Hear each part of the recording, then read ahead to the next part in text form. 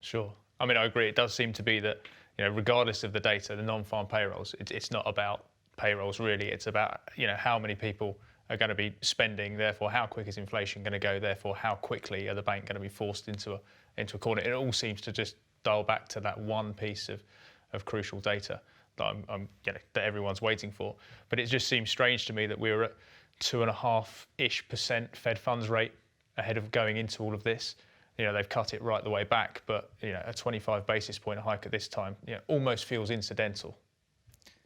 Yeah, potentially you're right, but I think a 25 basis point hike from when the Fed funds rate's at 25 basis points is quite a big change, and especially if the Fed's going to be the first central bank to move, because I guess that signals the fact that the US economy is significantly ahead of the rest of the world, and if we're looking at inflation rates that we've seen in the last few releases, we've got the US CPI at 5% year on year, which is massive.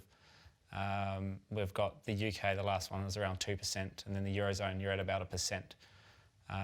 If these sorts of levels are to hang around, that's going to start to force these central bankers' hands. When they start to move, the moves could be significant, especially if you start to see moves in the US in particular. When the dollar starts to move, you either jump on or you get left behind, basically.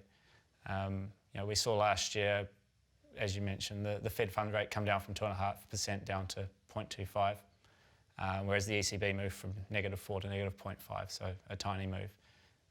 Giving up that yield advantage saw the dollar probably depreciate around 10%.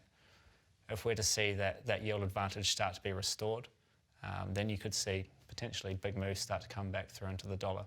And we talk about euro dollar in particular here because that really is the key currency pair. I think it makes up about 28% of all FX trading volume. So when you start to see euro dollar move in that particular way, then sterling dollar, everything else is going to get dragged along with it.